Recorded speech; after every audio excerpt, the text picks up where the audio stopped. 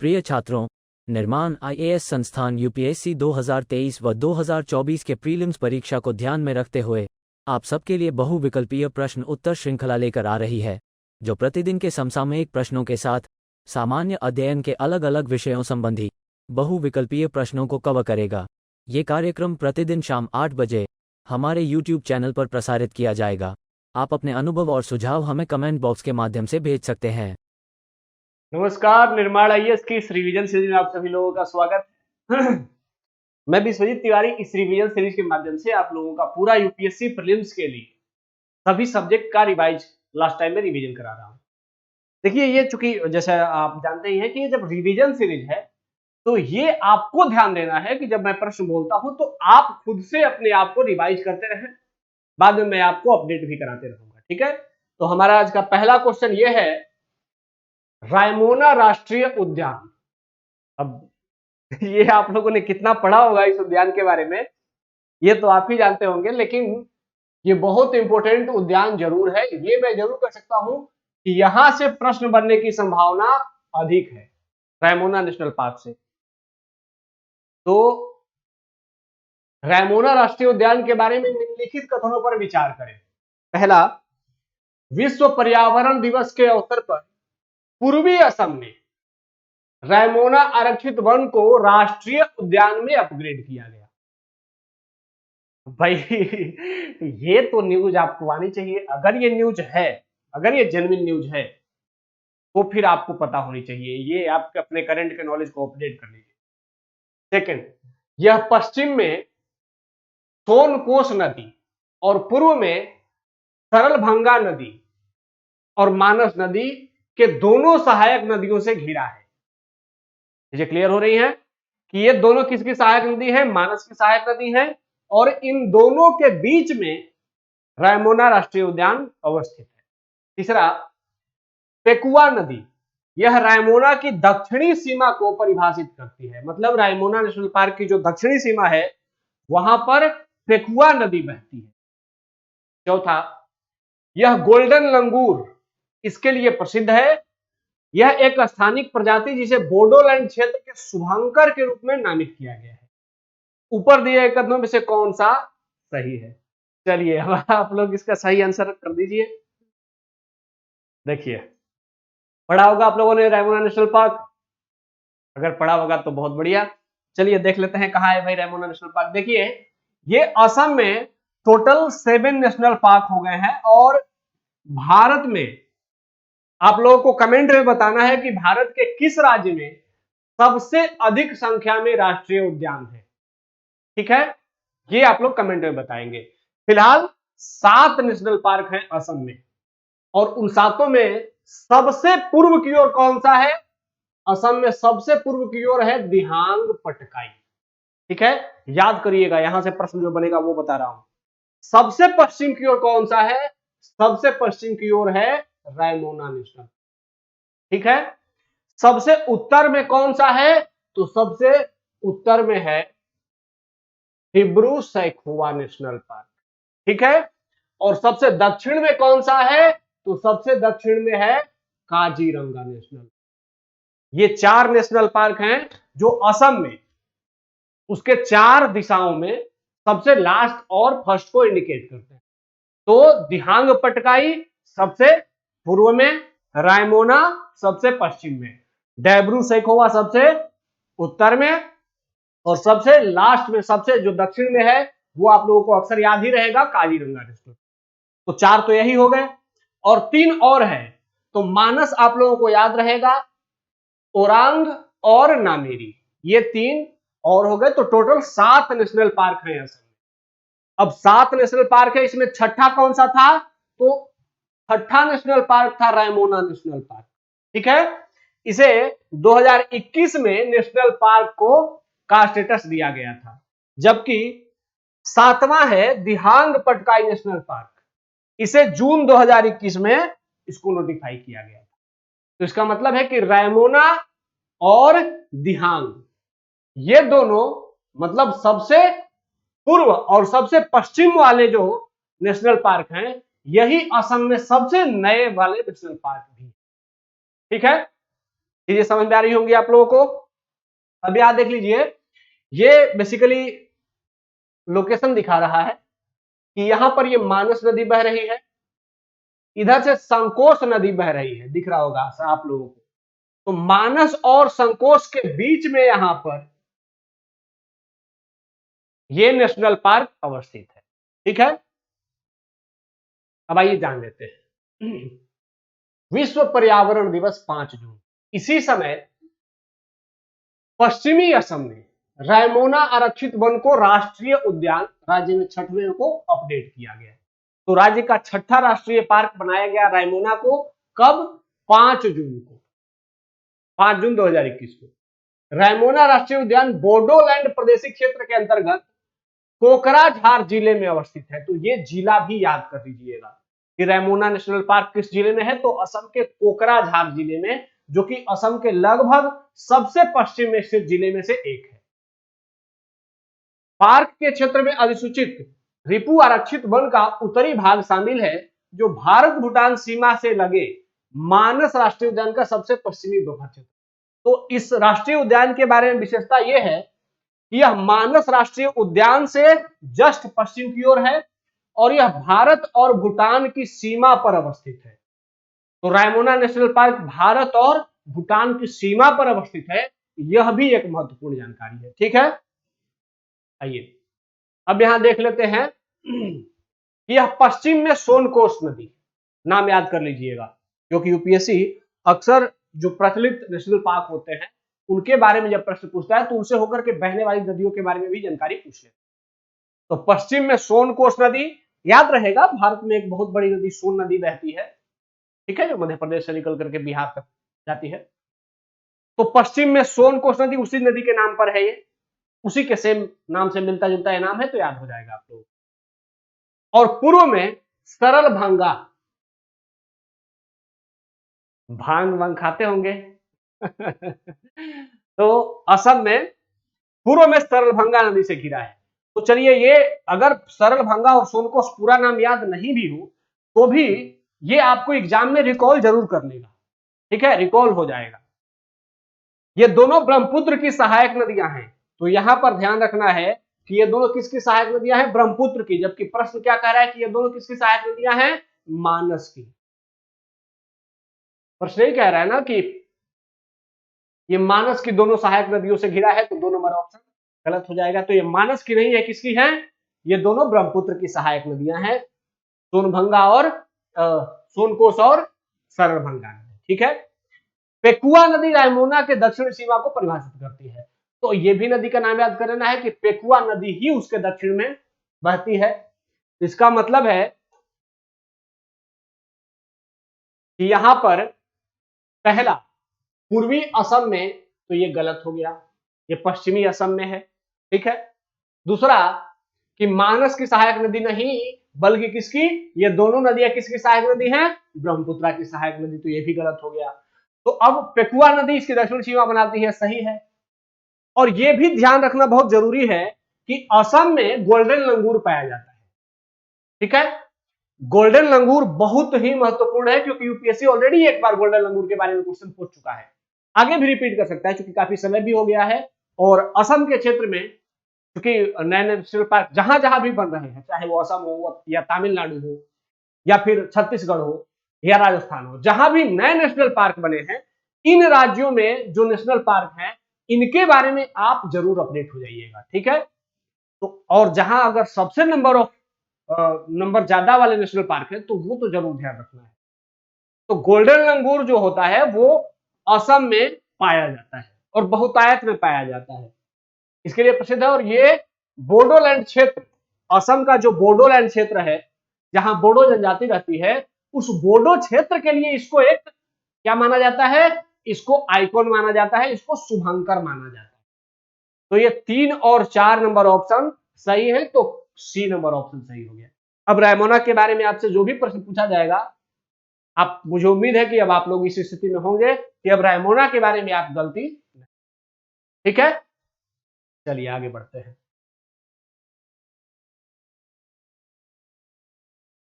अगला प्रश्न है काजीरंगा राष्ट्रीय उद्यान। देखिए दो दो प्रश्न आ गए हैं असम से ही और दोनों नेशनल पार्क से ही आ गए हैं। आप लोग देखते हैं काजीरंगा के बारे में आप कितना जानते हैं। भारत का राष्ट्रीय उद्यान गोलाघाट, कार्बी अंगलोंग और नगांव जिले में फैला हुआ है। अब देखिए प्रश्न में ये जिले पूछे गए हैं, इसका मतलब यह नहीं कि आपको भी सारे जिले याद करने, कुछ चीजों को छोड़ना भी जरूरी होता है। प्रश्न में जो जितना डेप्थ में पूछ लिया गया जरूरी नहीं कि वो सारी चीजें आपको आनी चाहिए। अब यहां पर जिला पूछ लिया गया तो आप छोड़ दीजिए, आगे बढ़िए, आगे के ऑप्शन से आपके ऑप्शन एलिमिनेट हो जाएंगे। ठीक है, इस पार्क को विश्व धरोहर स्थल के रूप में सूचीबद्ध किया गया है। Second option. थर्ड, काजीरंगा वर्तमान समय में विश्व के संरक्षित क्षेत्रों में बाघों के उच्चतम घनत्व के लिए जाना जाता है। यहां टाइगर का उच्चतम घनत्व है, इसके लिए काजीरंगा जाना जाता है। इसे 2006 में टाइगर रिजर्व घोषित किया गया था। अब यह जानना बहुत जरूरी है कि क्या काजीरंगा को 2006 में ही टाइगर रिजर्व घोषित किया गया था। और यह ध्यान रख लीजिए कि भारत में जितने भी टाइगर रिजर्व हो, चाहे 51 या 52 जो भी हैं, आप लोग अपडेट कर देख लीजिएगा। उसमें अपडेट देखने का मतलब यह है कि मिनिस्ट्री ऑफ जो हमारा पर्यावरण मिनिस्ट्री है उसके वेबसाइट पे कितने अपडेट हैं अभी तक। न्यूज में आप क्या पढ़ते हैं उससे ज्यादा जरूरी नहीं है, मिनिस्ट्री के वेबसाइट पे जो अपडेट होंगे वही आपका फाइनल डेटा होगा। तो 2006 में टाइगर रिजर्व घोषित किया गया था और दूसरा सबसे अधिक बाघ घनत्व असम के ओरांग राष्ट्रीय उद्यान में है। मतलब असम में सबसे अधिक बाघों का घनत्व काजीरंगा में है और दूसरा सबसे अधिक ओरांग में। ठीक है, चौथा, यह 1908 में लॉर्ड कर्जन की सिफारिश पर गठित किया गया था। ये जो राष्ट्रीय उद्यान है ये 1908 में बना था और किसकी सिफारिश पर? लॉर्ड कर्जन की सिफारिश पर। तो भाई 1908 में लॉर्ड कर्जन की सिफारिश पर बना था। क्या 1908 में लॉर्ड कर्जन यहां पर थे के आसपास थे? क्योंकि सिफारिश पहले भी हो सकती है, इसे कंफ्यूज नहीं हो जाना है। तो कौन सा सही है? आप लोगों के बारे में सारी चीजें आपके सामने आ गई। अब देखते हैं आपका नॉलेज कितना है और आपको अपडेट भी कर देते हैं। देखिए यहां से यह है काजीरंगा नेशनल पार्क।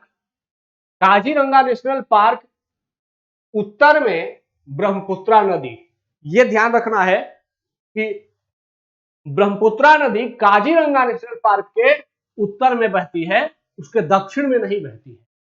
मानस नेशनल पार्क जो है वह ब्रह्मपुत्रा नदी के उत्तर में है, जबकि काजीरंगा नेशनल पार्क जो है वह ब्रह्मपुत्रा नदी के दक्षिण में है। ये जरूर ध्यान रख लीजिएगा इसको। ठीक है, फिर यहां पर देख लीजिएगा कि एक छोटा सा फॉरेस्ट है जो काफी प्रचलित है, अब शायद आप लोग उससे कितना अपडेट है नहीं पता। यहां पर देखिए एक नाम लिखा है पानबरी फॉरेस्ट रिजर्व। पानबरी फॉरेस्ट रिजर्व, तो पानबरी फॉरेस्ट रिजर्व जो है वह इस काजीरंगा नेशनल पार्क के दक्षिण में अवस्थित है। ये जरूर जानिए, ये एक एक्स्ट्रा इंफॉर्मेशन है और अभी तक पूछा नहीं गया है, लेकिन चर्चित इंफॉर्मेशन है तो पूछा जा सकता है।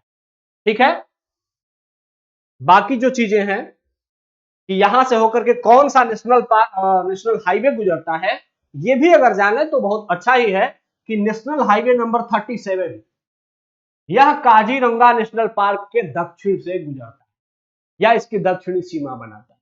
तो नेशनल हाईवे नंबर 37 जो है यह क्या करता है? काजीरंगा नेशनल पार्क के दक्षिण में सीमा बनाता है। चीजें क्लियर हो रही हैं? चलिए और आगे देखते हैं। इसका गठन ध्यान रख लीजिएगा कि 1908 में हुआ था मैरी कर्जन की सिफारिश पर। मतलब लेडी कर्जन, जो लॉर्ड कर्जन थे उनकी नहीं, उनकी जो वाइफ थी उनके सिफारिश पर इसको बनाया गया। ठीक है, यह पार्क पूर्वी हिमालयी जैव विविधता हॉटस्पॉट गोलाघाट और नौगांव जिले के किनारे पर अवस्थित है। 1985 में पार्क को यूनेस्को द्वारा विश्व धरोहर स्थल घोषित किया गया था। इसका मतलब है कि यह भारत के कुछ प्रमुख प्रारंभिक विश्व धरोहर स्थलों में से एक है। ठीक है, आप लोग कमेंट में बताएंगे कि भारत का पहला विश्व धरोहर स्थल कौन सा था। थोड़ा हिंट, दक्षिण भारत में है।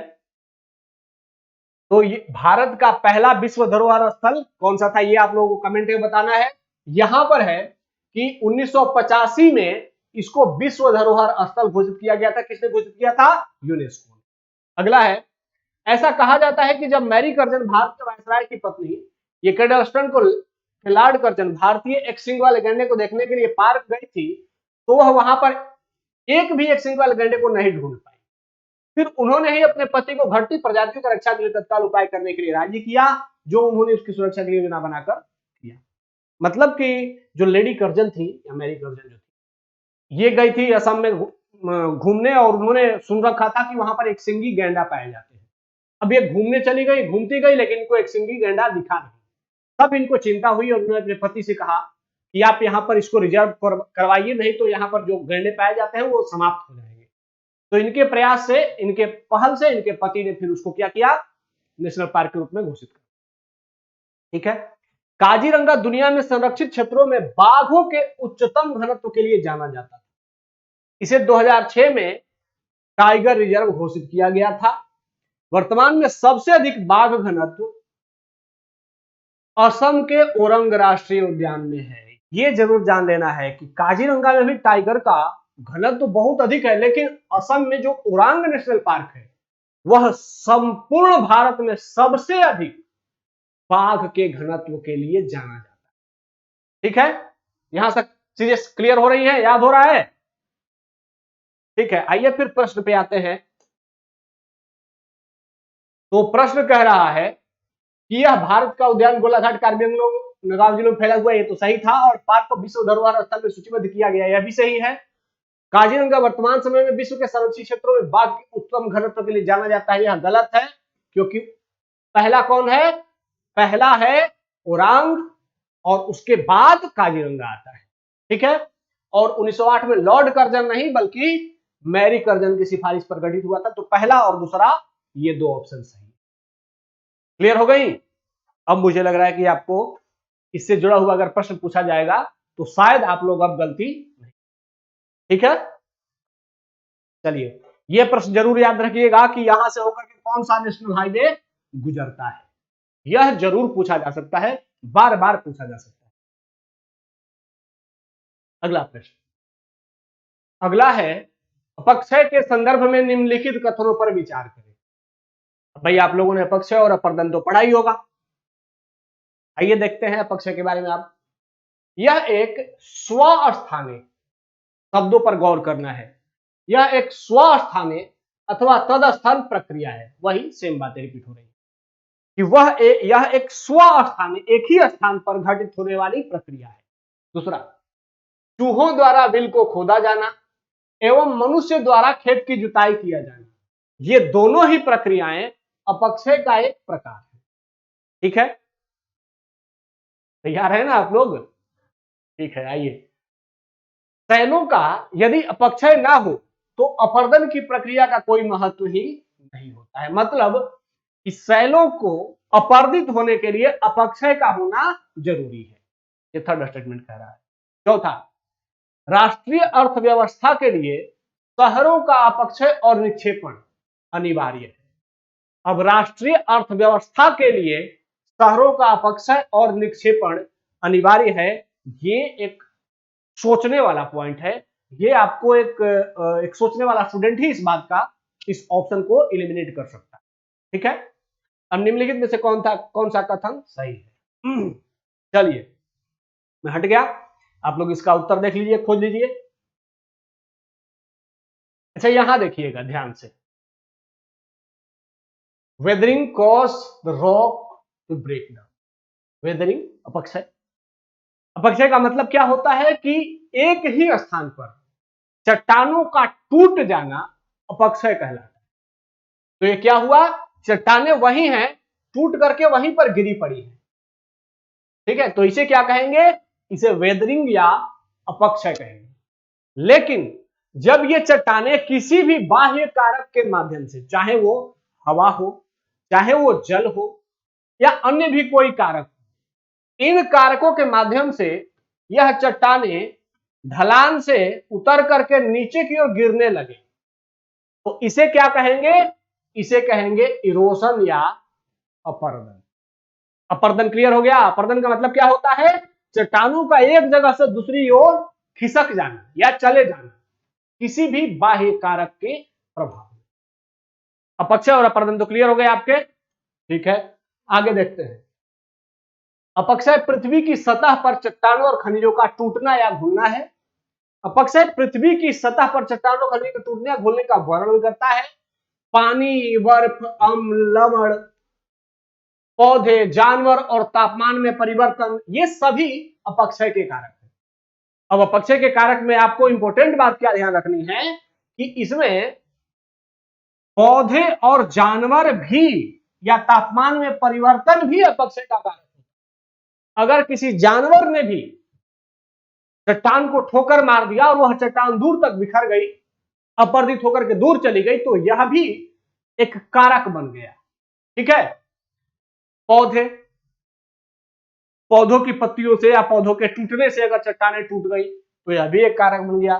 तापमान में परिवर्तन, अब यहीं पर आपको डाउट हो सकता है कि तापमान में परिवर्तन से अपक्षय कैसे होता है। तो भाई तापमान में परिवर्तन से क्या होता है, तापमान में परिवर्तन से जब ठंडे का मौसम आता है, तापमान अगर कोल्ड हो गया तो चट्टानें क्या हो जाएंगी, सिकुड़ जाएंगी, और गर्मी हो गया, बहुत तेज गर्मी पड़ी तो फैल जाएंगी। तो ये जो बार बार सिकुड़ने और फैलने की घटना होती है, इस घटना से चट्टानें क्या होने लगती हैं, धीरे धीरे टूटने लगती है, और धीरे धीरे टूट करके वो टुकड़ों में अलग हो जाती है। तो तापमान में परिवर्तन भी एक बहुत बड़ा कारक होता है अपक्षय, ठीक है। ये सभी कारक अपर्दन के लिए भी जिम्मेदार है, मतलब चट्टानों के सिर्फ टूटने के लिए जिम्मेदार नहीं, बल्कि चट्टानों को दूर पहुंचाने के लिए भी इन कारकों की भूमिका रहती है। अपक्षय के कारण पृथ्वी के सतह के निकट चट्टानों का विघटन होता है। पौधे और पशु जीवन, वातावरण और पानी अपक्षय के प्रमुख कारक हैं।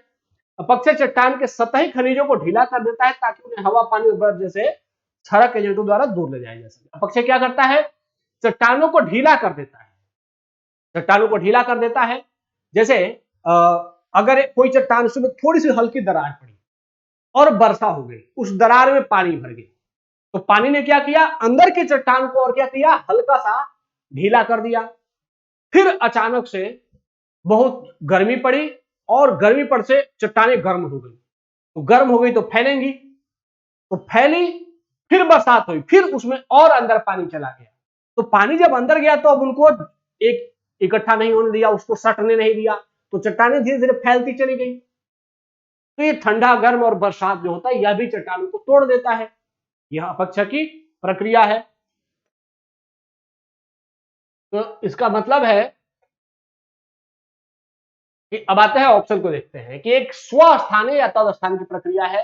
तो अपक्षय कहां होता है, स्वस्थानीय होता है। और अपर्दन क्या होता है, अपर्दन पर स्थानीय होता है, मतलब एक स्थान से दूसरे स्थान की ओर प्रस्थान कर जाता है। अपक्षय स्वस्थान, उसी स्थान पर टूट जाना अपक्षय कहलाता है, और टूट करके कहीं दूर चला जाना यह अपर्दन कहलाता है। चूहों द्वारा बिल खोदा जाना या मनुष्य द्वारा खेत की जुताई किया जाना, यह भी क्या है, यह एक प्रक्रिया है। इससे भी क्या होता है, चट्टानें टूट जाती हैं। तो यह भी अपक्षय के कारक बन गए। शैलों का यदि अपक्षय ना हो तो अपर्दन, तो जब भाई शैल टूटेंगी नहीं तो फिर अपर्दित एक जगह से दूसरी जगह जाएगी कैसे। तो इसीलिए अपर्दन होने के लिए अपक्षय का होना अनिवार्य है। तो तीसरा ऑप्शन भी कंफर्म है। चौथा कि राष्ट्रीय अर्थव्यवस्था के लिए शहरों का अपक्षय और निक्षेपण अनिवार्य है। एक बात थोड़ा ध्यान से समझिएगा, जो भी पुराने शहर होते हैं वहां पर आर्थिक क्रियाएं धीरे धीरे कमजोर पड़ने लगती, ठीक है। तो पुराने शहर को नए शहर के अनुसार ढालने के लिए वहां के जो पुरानी बिल्डिंग्स है उनको तोड़ करके और फिर वहां पर नई नई अपार्टमेंट्स, नई बड़ी बड़ी बिल्डिंगें बनने लगती। इससे क्या होता है कि वहां पर काम की या एक्टिविटी, ह्यूमन एक्टिविटी बढ़ जाती है, रोजगार के कारक बढ़ जाते हैं, लोगों के लिए अर्थव्यवस्था के मौके बढ़ जाते हैं। अब वहां पर सीमेंट, गिट्टी, बालू, बहुत सारी चीजें, नई चीजों की आवश्यकता पड़ती है। बिल्डिंग टूटी, उसको यहां से ले जाने के लिए भी वाहन की जरूरत पड़ती है, मजदूर की जरूरत पड़ती है। इस तरीके से बिल्डिंगों का टूटना मतलब शहरों का भी अपक्षय और निक्षेपण, इससे भी राष्ट्रीय अर्थव्यवस्था को क्या मिलती है, गति मिलती है। जिस देश में नए नए शहर बनते हैं, पुराने शहर टूटते हैं, नए शहर बनते हैं, उस देश की इकोनॉमी बड़ी फास्ट गति से आगे बढ़ती है, जैसे चाइना और इंडिया। यहां पर नए नए शहर बनते हैं, नई नई बिल्डिंगें बन रही हैं, तो इससे इकोनॉमिक एक्टिविटी बहुत अधिक बढ़, ठीक है। तो इसके लिए शहरों का अपक्षय और निक्षेपण, निक्षेपण मतलब वहां पर रखा जाना, दूर से ला करके और कहीं एक जगह जमा कर दिया जाए चट्टानों को, तो उसे निक्षेपण करते हैं। 3 प्रक्रिया होती है, अपक्षय, अपर्दन और निक्षेपण। और निक्षेपण, अब ये होता क्या है, अपक्षय का मतलब टूटना, सिंपल शब्दों में, आसान शब्दों में। अपर्दन का मतलब स्थानांतरित होना या एक जगह से दूसरी जगह जाना, ठीक है। और निक्षेपण का मतलब जमा होना। जहां पर अपक्षय से चट्टानें टूट गई, उन टूटे हुए चट्टानों को अपर्दन के द्वारा एक जगह से दूसरी जगह ले जाया गया, और जहां उन चट्टानों को इकट्ठा कर दिया गया, ले जाकर के अपर्दन के द्वारा जहां जमा कर दिया गया, उसी जमा होने को हम कहते हैं निक्षेप। तो इन तीनों के बारे में आपसे जो भी आगे प्रश्न पूछा जाएगा, आपको क्लियर हो रहेंगी चीजें, ठीक है। तो इसका मतलब ये चारों के चारों सभी ऑप्शंस क्या है, सही है, ठीक है। आइए, ज्योग्राफी लगभग आपकी तैयार हो जाएगी। निम्नलिखित कथनों पर विचार करें। पहला है, जलोढ़ पंख से बहने वाली नदियां अपने वास्तविक अपवाह मार्ग के अंतर्गत अधिक दूरी तय नहीं कर पाती है। जलोढ़ पंख किसे कहते हैं, ये आप लोग खुद सोचिएगा। स्टेटमेंट है कि जलोढ़ पंख से बहने वाली नदियां अपने वास्तविक अपवाह मार्ग के अंतर्गत अधिक दूरी तय नहीं कर पाती। सेकेंड स्टेटमेंट, जलोढ़ पंख के विपरीत डेल्टा का निक्षेप व्यवस्थित होता है और इनका जलोढ़ अस्तरित मतलब लेयर्ड होता है, एक लेयर में होता है। निम्नलिखित में से कौन सा कथन सही है? एक तो जलोढ़ पंख है और दूसरा डेल्टा है। दोनों के बारे में आप लोग प्रश्न पढ़ लीजिए, इसका उत्तर आप लोग खुद से बना लीजिए रुक करके। अब आइए जानते हैं इसको। देखिए, यह है एलुवियल फैन या जलोढ़ पंख। जलोढ़ पंख होता क्या है, जब भी हिम या जो हिमोढ़ होता है, जो बर्फीले क्षेत्रों में जो बर्फ के टुकड़े या चट्टान जब नीचे गिरते हैं, तो वो एक स्लोप घाटी से, एक ढलान घाटी से नीचे उतरते हैं, और वो जहां जमा होते हैं, वो एक पंख के जैसे जमा हो जाते हैं, ठीक है। इसीलिए इसको एलुवियल पंख या जलोढ़ पंख कहते हैं, क्योंकि ये क्या होते हैं, एक पंख के जैसे जमा हो जाते हैं, ठीक है। बर्फ के यहां से टुकड़े हैं या बर्फ की जो घाटियां हैं, उनमें से बहुत बड़ी बड़ी बर्फ की चट्टानें धीरे धीरे खिसक करके और घाटियों में नीचे आकर के जमा हो गई, उसी को हम कहेंगे जलोढ़ पंख, ठीक है। अब अगला है, ये देखिए, ये है डेल्टा। अब डेल्टा में क्या था, पहले एक नदी उधर से आई, जैसे ही वह समुद्र के आसपास पहुंची, यहां से समुद्र शुरू हो गया है, समुद्र के पास पहुंचते ही वह अनेक छोटी छोटी वितरिकाओं में, अनेक छोटी छोटी जलधाराओं में, नदियों में बदल गई, अनेक नदियों में विभाजित हो गई, ठीक है। और फिर नदियों के जो वह नदी जो अपने साथ जो भी गाद वाद जो भी लेकर के आई थी, जो भी नदी में चट्टान वट्टान जो भी टुकड़ा लेकर के आई थी, उसने क्या किया, इन क्षेत्रों में उनको स्थापित करना, उनको छोड़ देना, उनको लेयरिंग कर देना शुरू कर दी, ठीक है। तो ये क्या हो गया, ये डेल्टा हो गया। अब डेल्टा और हिमोड़ दोनों आपके सामने आ गए, ठीक है। अब इसको जान लेते हैं। अच्छा, पहले इसको देख लेते हैं। तो जलोढ़ पंख से बहने वाली नदियां अपने वास्तविक अपवाह मार्ग के अंतर्गत अधिक दूरी तय नहीं कर पाती है। तो अब आप बताइए, यह जो जलोढ़ पंख है, जो बर्फ की नदी है, वह बहुत तेज गति से जाएगी, या फिर डेल्टा मतलब पानी वाली नदी बहुत तेज गति से जाएगी, तो बर्फ वाली नदी बहुत धीरे धीरे चलेगी और पानी वाली नदी बहुत तेज चलेगी। तो यह स्टेटमेंट अगर कह रहा है कि जलोढ़ पंख से बहने वाली नदियां अपने वास्तविक अपवाह मार्ग के अंतर्गत अधिक दूरी नहीं तय कर पाती, तो यह क्या है, सही है, क्योंकि वो बहुत दूर तक बर्फ के बहुत चट्टानों को लेकर के बहुत दूर तक नहीं जा सकती हैं। जहां भी सतह समतल मिला वो वहीं पर आकर के जमा होकर के रुक जाएंगी, ठीक है। जबकि जलोढ़ पंख के विपरीत जो डेल्टा होता है उसका निक्षेप व्यवस्थित होता है और इनका जलोढ़ लेयर्ड होता है, लेयर में होता है। यहां देखिए ध्यान से, इसको ध्यान से देखिएगा। पहले नदी जो थी वो नदी अपने साथ जो भी छोटे छोटे टुकड़े लेकर के आई उसने पहले बार यहां पर बिछा दिया, दूसरी बार फिर जो उसके ऊपर पीछे से टुकड़े आए वो उस पहले वाले टुकड़े के ऊपर व्यवस्थित हो गए, फिर तीसरी बार बाद में फिर जो नदी के साथ टुकड़े आए वो उसके ऊपर व्यवस्थित हो गए। तो ये क्या है, ये एक लेयर है, परतदार है, जबकि यह परतदार के रूप में यहां पर नदियों का गाद जमा है। जबकि यहां पर क्या होता है कि यह बहुत बड़ी मात्रा में बर्फ का एक टुकड़ा होता है जो एक साथ आकर के वहां पर इकट्ठा हो जाता है, मतलब यह लेयर्ड नहीं होता है, ठीक है। और फिर उसमें से धीरे से कोई नदी पैदा होती है, क्योंकि यह जो बर्फ है पिघल रहा है, तो यहां से फिर एक नदी आगे की ओर बढ़ जाती है। तो हिमोड़ यहां पर जमा है, यह लेयर्ड नहीं है, लेकिन उससे नदी एक बहती है और फिर यही नदी आगे जाकर के जब डेल्टा बनाती है तो वहां पर वह लेयर्ड गाद जमा करती है, लेयर्ड निक्षेप। ये क्लियर हो रही है? तो इसका मतलब है कि ये दोनों स्टेटमेंट सही हैं। तो आंसर हो जाएगा एक और दो, दोनों।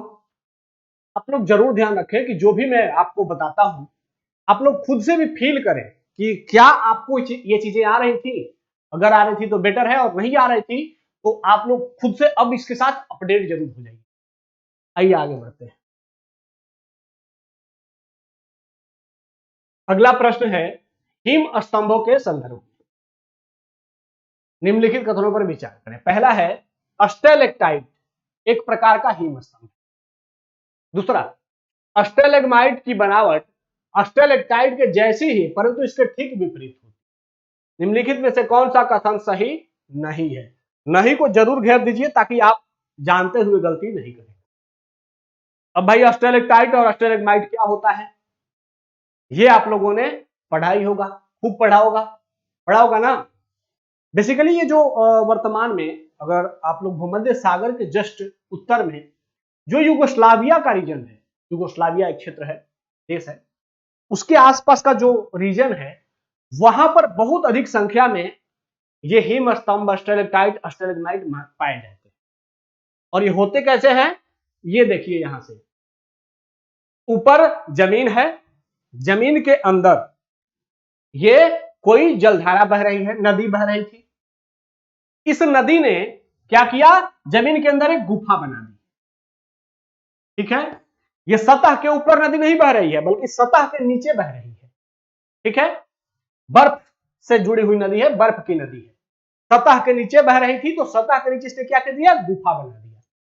अब इस बर्फ की नदी ने क्या किया कि वो बर्फ ऊपर जम रहे थे तो ऊपर से जो पानी टपक रहा था वह चूंकि बहुत अधिक ठंड का मौसम है तो ऊपर से पानी टपकता हुआ जम गया। तो यह बेसिकली पानी ही है जो बर्फ के रूप में ऊपर से टपकते हुए जम गया है।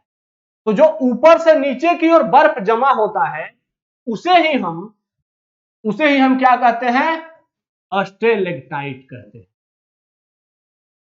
ठीक है। तो इन गुफाओं में, बर्फ की गुफाओं में जो ऊपर से बर्फ की बूंदें गिरती हुई जम जाती हैं उसे हम कहते हैं स्टेलेक्टाइट।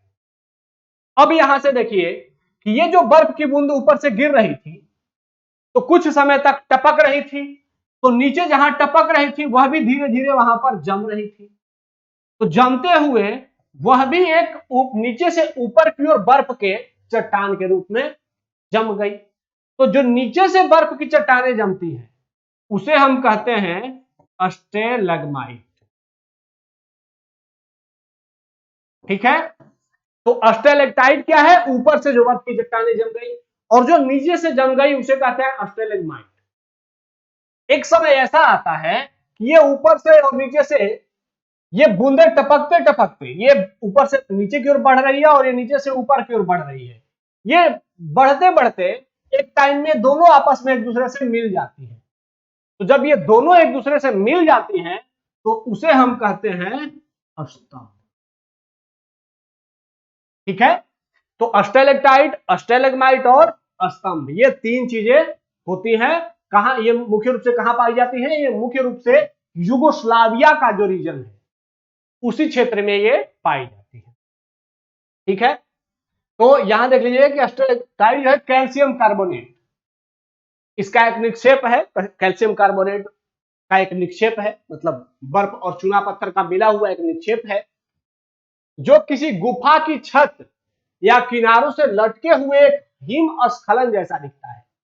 गुफा की छत से जो नीचे लटका हुआ है हिम का टुकड़ा, उसे कहते हैं स्टेलेक्टाइट। और स्टेलेग्माइट क्या है? जमा हुआ खनिज का ऊपर की ओर बढ़ने वाला टीला, जो एक गुफा के फर्श के पर पानी के टपकने से उपजी है या पानी के टपकने से पैदा हुई है। तो ऊपर वाला स्टेलेक्टाइट और नीचे वाला स्टेलेग्माइट। ठीक है, तो ये चीजें क्लियर हो गई आपको। अब प्रश्न पे आते हैं। प्रश्न क्या कह रहा है कि स्टेलेक्टाइट एक प्रकार का हिम स्तंभ है। हिम स्तंभ नहीं है, क्योंकि स्तंभ का मतलब क्या होता है? दोनों ओर का मिल जाना। जब तक नहीं मिला तब तक स्तंभ नहीं बनता है, तो पहला स्टेटमेंट गलत हो जाएगा। दूसरा, स्टेलेग्माइट की बनावट स्टेलेक्टाइट के जैसी ही होती है, परंतु इसके ठीक विपरीत होती है। अच्छा सॉरी, हिम स्तंभ ही है, तो ये स्तंभ मतलब एक हिम का स्तंभ है जो कि खड़ा हुआ है, तो ये स्टेलेक्टाइट क्या है? एक प्रकार का स्तंभ ही है, तो ये स्टेटमेंट भी सही है। यह एक प्रकार का स्तंभ ही तो है, ऊपर से है, स्टेलेक्टाइट है तो ऊपर से एक स्तंभ जैसा, स्तंभ मतलब कोई खड़ा सा डंडा जैसा खड़ा हो जाता है। और स्टेलेग्माइट की बनावट स्टेलेक्टाइट के जैसी ही होती है, तो ये नीचे जो स्टेलेग्माइट है इसकी भी बनावट कैसी है? जैसा ऊपर वाला है वैसा सेम है, लेकिन दोनों क्या है? एक दूसरे के विपरीत होते हैं। तो ये जो स्टेटमेंट कह रहा है कि स्टेलेक्टाइट की बनावट स्टेलेग्माइट के जैसी ही परंतु इसके ठीक विपरीत होती है, स्टेटमेंट भी सही है। इसका मतलब स्टेटमेंट नंबर 1 और 2 दोनों सही है। तो कह रहा है कि कौन सा कथन सही नहीं है? तो क्या आंसर हो जाएगा कि उपरोक्त में से कोई नहीं, क्योंकि दोनों के दोनों कथन क्या है? सही है। कभी कभी ऐसे ऑप्शंस भी आ जाते हैं, तो इन ऑप्शन से भी आपको फैमिलियर हो जाना है। ठीक है, आइए आगे बढ़ते हैं। अगला प्रश्न है, हिमनद के अपर्दित स्थल रूपों के संदर्भ में निम्नलिखित कथनों पर विचार करें। पहला है, सर्क सर्क हिमनद घाटियों के शीर्ष पर पाए जाते हैं, इनकी दीवार तीव्र ढाल वाली होती है। एक बात थोड़ा मैं आप लोगों को बता देना चाहता हूं, पिछले 3-4 सालों से यूपीएससी ने फिजिकल ज्योग्राफी से बहुत कम क्वेश्चन पूछे, और यूपीएससी का ऐसा ट्रेंड देखा गया है कि अचानक से यूपीएससी किसी हर साल कोई एक सब्जेक्ट पर अधिक फोकस करता है। जैसे अभी लगातार कुछ समय से, पिछले 2-3 सालों से पॉलिटी और इकोनॉमी पे यूपीएससी का अधिक फोकस है। उससे पहले करंट अफेयर और ज्योग्राफी पर भी हुआ करता है। अचानक से यूपीएससी 2-3 साल किसी सब्जेक्ट को इग्नोर करता है और अचानक उससे फिर एक ही बार में बहुत सारे क्वेश्चन पूछ जाता है। तो जहां तक मुझे महसूस हो रहा है कि इस बार यूपीएससी फिजिकल ज्योग्राफी से भी बहुत अधिक संख्या में क्वेश्चन पूछ रहा है। तो आप लोग अगर फिजिकल ज्योग्राफी से अपडेट नहीं होंगे तो फिजिकल ज्योग्राफी से भी अपने आप को बहुत बढ़िया से अपडेट जरूर करें, क्योंकि संभावना है कि इस बार वहां से ज्यादा क्वेश्चन पूछे जा सकते हैं। ठीक है, सर्क हिमनद घाटियों के शीर्ष पर पाए जाते हैं, जिनकी दीवार तीव्र ढाल वाली होती है। दूसरा, आल्प्स पर्वत की सबसे ऊंची चोटी मैटर हॉर्न है, जो सर्क के शीर्ष अपर्दन से निर्मित है। तीसरा, सर्क में होने वाले लगातार अपर्दन के फलस्वरूप अरेता का निर्माण होता है। अब निम्नलिखित में से कौन सा कथन सही है? 3 स्टेटमेंट हो गए, आप लोग इसका आंसर सोच ही चुके होंगे। अब आइए देखते हैं सर्क और हॉर्न क्या होते हैं। ये देखिए, ये बर्फ की बहुत बड़ी चट्टानें हैं, यहां से आपको अच्छा दिख जाएगा। अच्छा यहां पर भी नहीं दिख रहा है, हाँ ये दिख जाइए, ये बेसिकली मैटरहर्न चोटी है, आल्प्स पर्वत की सबसे ऊंची चोटी है। और ध्यान रखना है आप लोगों को कि इस चोटी की विशेषता यह है कि यहां से प्रश्न बनने की संभावना यह है कि हमारे एक प्रसिद्ध साइंटिस्ट होमी जहांगीर भाभा, उनको लेकर के जो विमान जा रहा था वह विमान इसी चोटी पर दुर्घटनाग्रस्त हुआ। ठीक है, मैटरहर्न चोटी है ये।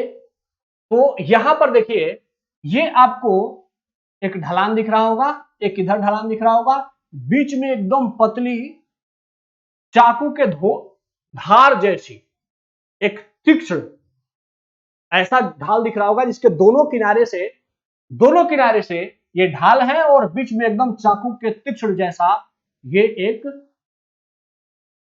चाकू जैसा चट्टान कट कट करके अपरदित होकर के बन गया। ये जो होता है ऊपर वाला जो होता है, इसे हम हार्न कहते हैं, और ये जो बनता है चाकू के ढाल जैसा, इसे हम शार्क कहते हैं। ठीक है, तो मैटरहर्न चोटी में आपको हार्न और शार्क दोनों दिख जाते हैं। ठीक है, अब आते हैं, ये होता क्या है भाई कि जो ग्लेशियर जलवायु परिवर्तन के संवेदनशील संवेदक है, ये एक स्टेटमेंट बता रहा है कि क्रिस्टलीय बर्फ, चट्टान, तलछट और पानी से बना क्षेत्र जहां साल भर बर्फ जमी रहती है ग्लेशियर कहलाती है। ये तो आप सभी जानते ही होंगे। भारी भार और गुरुत्वाकर्षण के कारण ग्लेशियर नीचे की ओर बहते जाते हैं।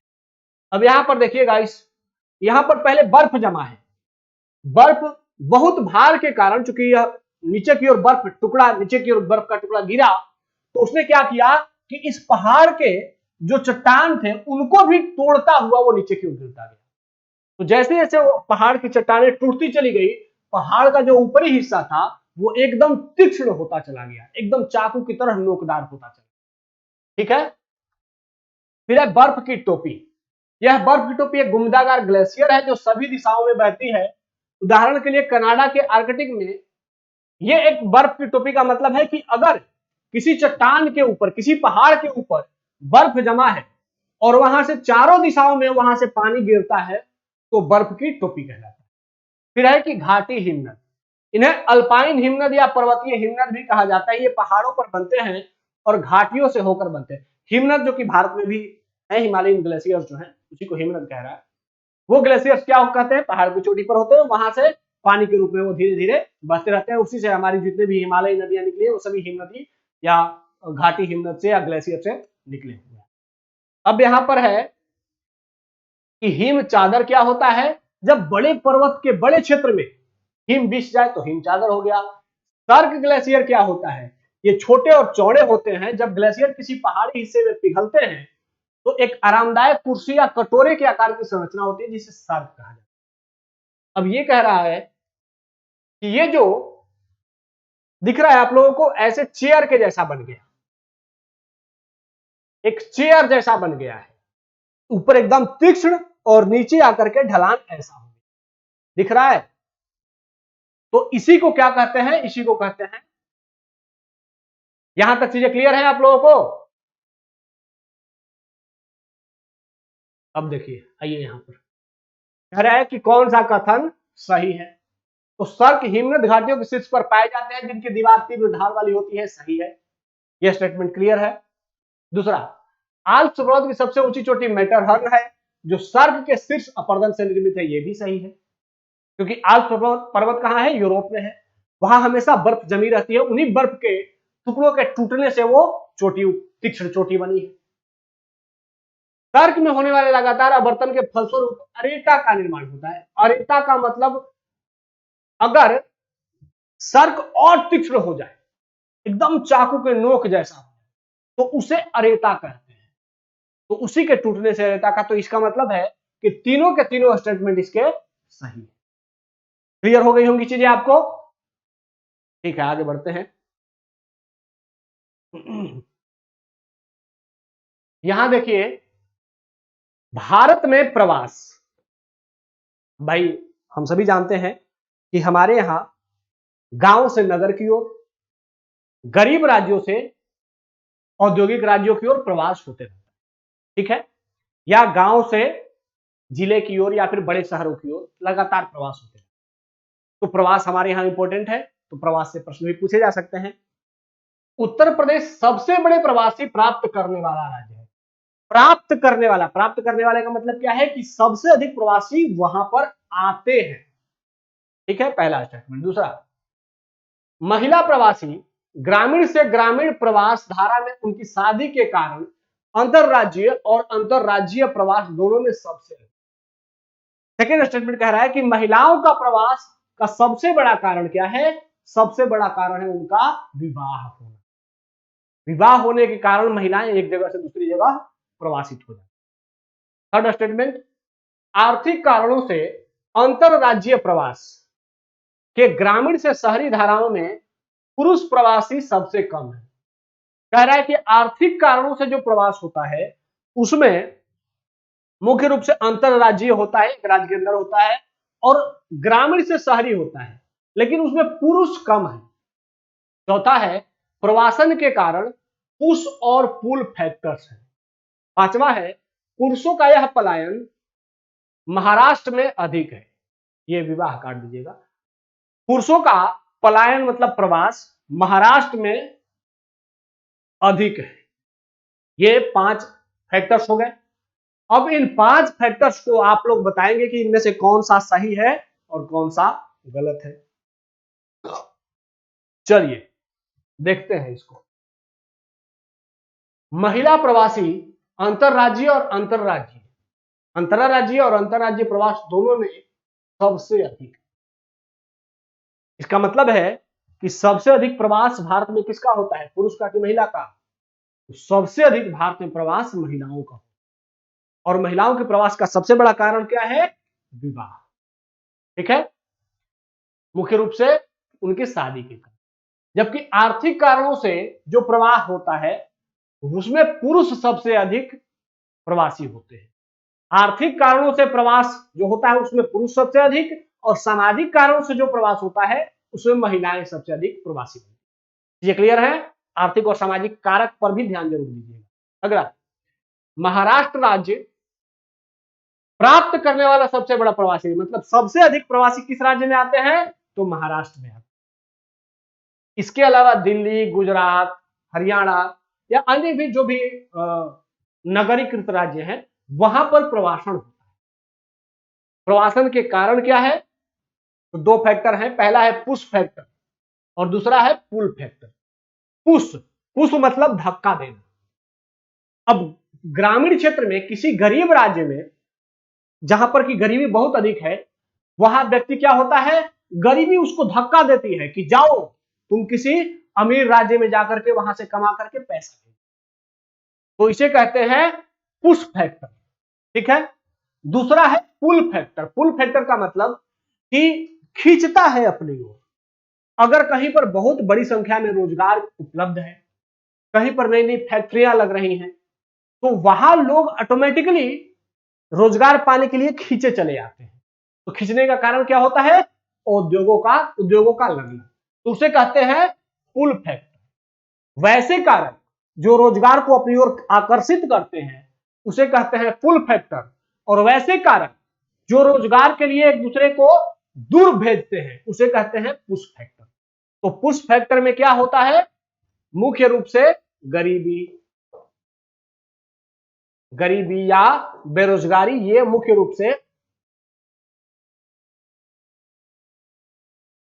रूप से पुश फैक्टर होते हैं। और पुल फैक्टर क्या होते हैं? औद्योगिकरण, शिक्षा प्राप्त करने के लिए भी लोग बड़े बड़े यूनिवर्सिटीज जहां होते हैं उस क्षेत्र में जाते हैं, तो यूनिवर्सिटी लोगों को अपनी ओर आकर्षित करती है। तो ये क्या हो गया? पुल फैक्टर हो गया, ठीक है।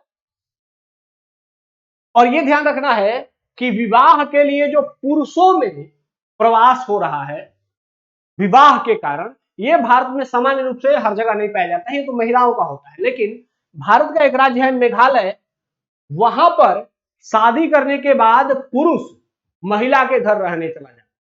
तो मेघालय में सामाजिक कारक के तौर पर पुरुषों का प्रवासन होता है, शेष भारत में प्रवासन के लिए सामाजिक कारक के रूप में महिलाओं का प्रवास अधिक। ये चीजें क्लियर हो रही है आप लोगों को? ठीक है, तो अब ऑप्शंस आपके क्या क्या सही हो जाएंगे कि उत्तर प्रदेश सबसे बड़ा नहीं, बल्कि क्या है, महाराष्ट्र सबसे बड़ा प्रवासी प्राप्त राज्य है। ठीक है, दूसरा, महिला प्रवासी ग्रामीण से ग्रामीण, और कारण क्या है, शादी। इन दोनों में शादी के कारण महिलाओं का ही प्रवास अधिक होता है, तो सेकंड ऑप्शन सही है। तीसरा, आर्थिक कारणों से अंतरराज्यीय प्रवास के ग्रामीण से शहरी धाराओं में पुरुष प्रवासी सबसे कम है, तो यह गलत है। आर्थिक कारक में सबसे अधिक प्रवास महिला पुरुषों का ही होता है। ठीक है, और चौथा, प्रवासन के कारण पुश और पुल फैक्टर है, ये सही है। पुरुषों का यह पलायन विवाह महाराष्ट्र में अधिक है, विवाह के कारण पुरुषों का पलायन महाराष्ट्र में नहीं बल्कि मेघालय में होता है, तो पांचवा भी गलत है। तो इसका मतलब कि दूसरा और चौथा ये दो सही है, तो आपका आंसर हो जाएगा ए। क्लियर हो गई चीजें। एक प्रश्न है, सूचना और प्रसारण मंत्रालय ने लोक सेवा कंटेंट प्रसारित करने के संबंध में दिशा निर्देश जारी किए। ये करंट अफेयर का क्वेश्चन है, और ये आप लोगों को खुद इसका आंसर करना है कि उसका ये जो लोक सेवा कंटेंट है, इसके संदर्भ में सरकार ने जो दिशा निर्देश जारी किए हैं वो क्या क्या दिशा निर्देश है। पहला, कि चैनल दिन में कम से कम 30 मिनट की अवधि के लिए लोक सेवाओं का प्रसारण करने होंगे। दूसरा, प्रसारकों को अपने कंटेंट में बदलाव करने की स्वतंत्रता नहीं है और प्रसारकों के बीच कंटेंट साझा किया जा सकता है। तीसरा, प्रसारित होने वाले कंटेंट को लगातार 30 मिनट का होना जरूरी नहीं है, इसे छोटी अवधि के स्लॉट में विभाजित किया जा सकता है। इसे दिन के 24 घंटे में किसी भी वक्त इसका प्रसारण किया जा सकता है। ऊपर दिए कथनों में से कौन सा सही नहीं है, तो इसका उत्तर आप ही को बताना है। आप लोग इसका स्क्रीनशॉट लेकर के उत्तर बता दीजिए, और उसके बाद अगर आप लोगों को आपका आंसर सही रहा तो ठीक ही है, मैं उसको लाइक कर दूंगा कमेंट में, नहीं रहा तो कल मैं इसका डिस्कशन में आंसर भी बता दूंगा। ठीक है, तो आज के लिए इतना ही। हमसे जुड़ने के लिए धन्यवाद। जय हिंद।